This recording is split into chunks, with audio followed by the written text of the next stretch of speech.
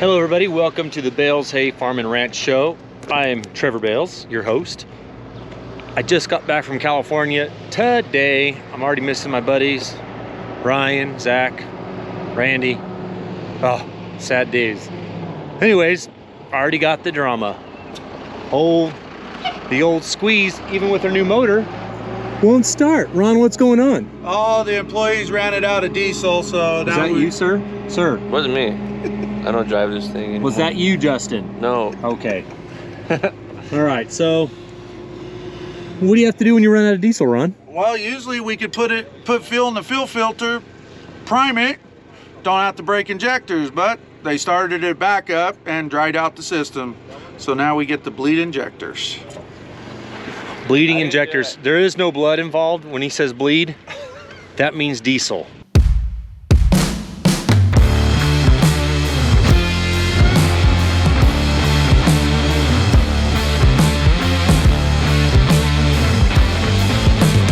We're making hay. This is a kid show, Ron. Family show. I know, that's why I'm keeping it clean.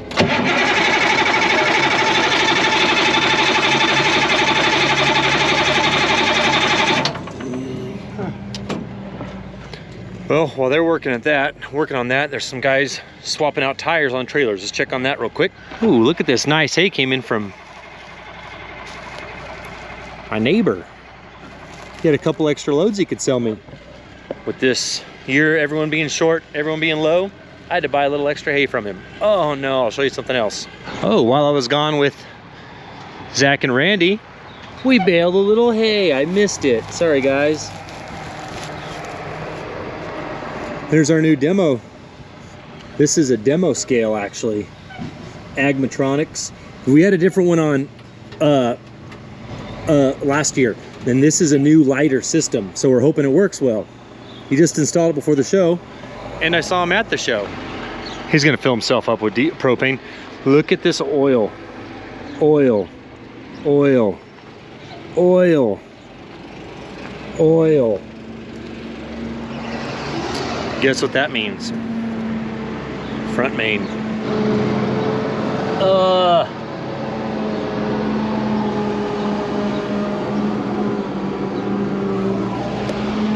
That's not gonna be cheap, and we're not gonna do it. I'm gonna take it to Rush Peterbilt. We don't have the time. It's a little bit bigger job than I really wanna do, or I want my shop to do. Did you get the old squeeze started? Yep, it's on its way to the fuel tank right now. Yeah. We bought, the farm trucking company bought 40 new tires. Unfortunately, we bought these trailers after we bought the tires. The new tires aren't the same. These are low pro tires on this trailer, so it rides lower, which is nice because you can go, you're not as tall when we're hauling hay. It's not super important, but we go under some low bridges. But anyways, so they had to bring some tires. This is never a good sign. Oh man. Oh, so new battery. That's not new. That doesn't look good. Maybe it's just a hose.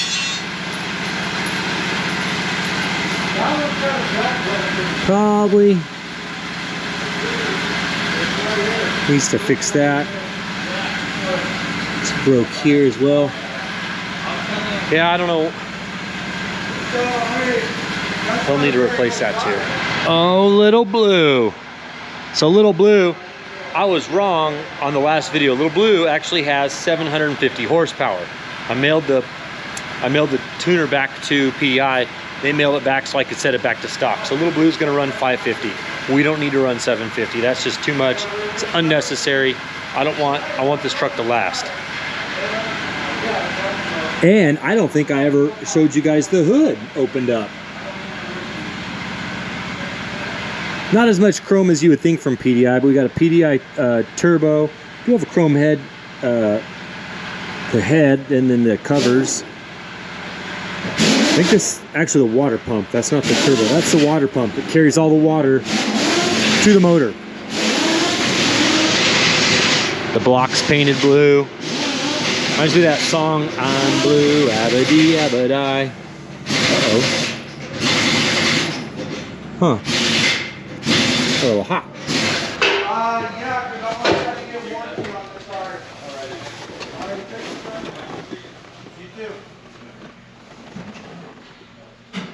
Businessman. Oh, look at that cool little speaker. There's not one over there. Huh. If you don't have one of these carts, yes, this is one of my sponsors.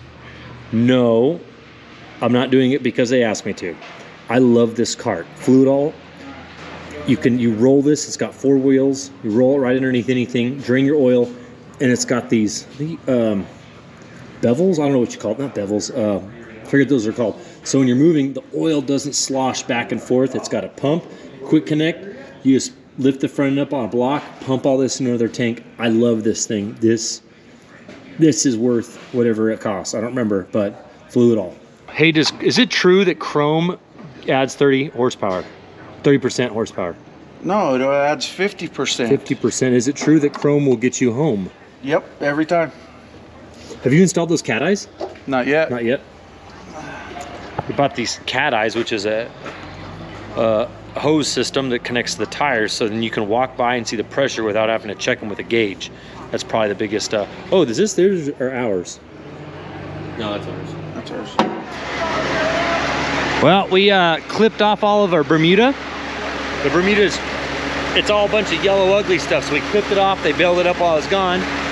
Now, Will's running the old one because the windows are tinted dark, so you can tell.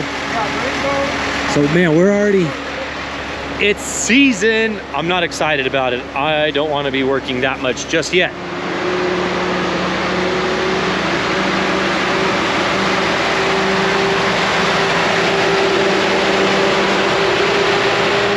So there's only 20 bales or so on the Stat Cruiser right now. So he's just gonna bring them here and we're gonna sell it by the bale. It's just clippings off of the Bermuda grass, so it's very low quality. We'll just sell it as cheap cattle feed, probably sell it for like $8 a bale. The baler's still sitting here with some in it. Let's look at it. So we clip all this off so the new stuff can come up right behind it. I would really like to burn it. And certain parts of the state where they're not close to the city, they can actually burn their Bermuda grass. It makes it come back beautiful. I wish we could do it. That ash really helps the soil a lot, but we don't get to, so oh well. These guys are buying hay. He just dropped off that Bermuda. These guys are getting hay. Here's some number 2 Bermuda. Yeah, looking good. After driving through California, seeing this wheat that was already big, like starting to flag barely, I get home, we got this farm with a mix. It's a rye, it's a 3-way mix. Beardless wheat, barley, and ryegrass. Or is it beardless barley? Wheat, beardless barley, I forget. We just barely planted it, which we're not behind or anything. This property was sold. It's a lease that we've had for quite a while. This property was sold, and the new owners eventually want to build a trait, like a fifth wheel park, or no, a manufactured home living, a park behind here. Well, they don't know when they're going to start because they're waiting on permits, they're waiting on all sorts of stuff. So they're only giving us like a 6-month to a year lease. And we didn't know what else to plant. Alfalfa is a 3 seeds, high value. It's a 3-4 year crop. So we went with this 3-way mix. It'll be it's a good feed. It's not what everybody, it's not a real popular feed. Some areas is more popular than others. That looks like ryegrass right there. This is either oat or barley. It's hard to tell at this stage, but the ryegrass is the real skinny little stuff. But it's coming up. This field's pretty steep. I don't know how well you can see it in this video, but it really drops. It's hard to laser, and it's difficult to irrigate all these footprints out here. These guys are moving metal tins to direct water, but it really drops. And you can see, this is how fast it runs out of there. And it's running, and it cuts through this dirt. That's just from irrigating. That's the fall. That's how much falls in this field. That water really took a turn, but I'm looking, it looks like they had a tin laying right here. So that tin really pushes it. So maybe this side is a little higher. The water does fall that way. So this side was higher. They set that tin there and shoved the water over there. So, but yeah, so we're a little behind with this, but not because we messed up or anything. It just has to do with leases, and every farmer has to deal with this. Every farmer watching this knows they've been there. They've got a lease. They don't know how long it's going to last. You have to decide what crop to put in there. And sometimes you can't get the lease written in a way that's favorable for you. If you plant a couple $1,000s worth of seed and they show up and say, okay, you're off, are they going to pay for it? They might not sign an agreement, but you never want to give up land. That's what stinks. It's just a gamble. You push for a good lease that says if they kick you off for whatever reason, houses coming in, they at least pay for your seed and your crop, but it's not always the case. While we were in California, we visited some beekeepers, and they had these little 2-string bales that probably weighed 15 pounds. And I had a great idea. I know where a little baler like that is for sale that makes those little bales. We sell quite a few straw bales as decorative bales, but I think I can go buy that baler and make little tiny alfalfa bales and little tiny straw bales and have a cool little market for decorative bales of alfalfa and straw. So we're gonna go look at that next. Look at that little baler. Especially next to Ron. All right, Ron, what would you guess how old this thing is? Oh, it's not as old as you think it is, because okay. It's twine. I'm just looking at these old chains it has. So this is a dinky little baler. Look at those knotters. 273. Look at these strings. Comes out of here, pops them out. So my thought is, let's start baling some hay, sell it to soccer moms, these little cute decorative bales. What do you guys think? I think it'll make us millionaires, Ron. Okay. Millionaires. Then I can retire? Well, yeah, everyone will.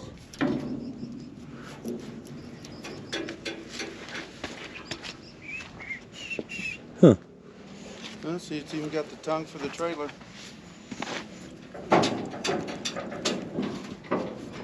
Ron's checking the plunger bearings. Knives. That knife's good. Checking the knives. Oh, that knife's missing. Oh, missing a knife.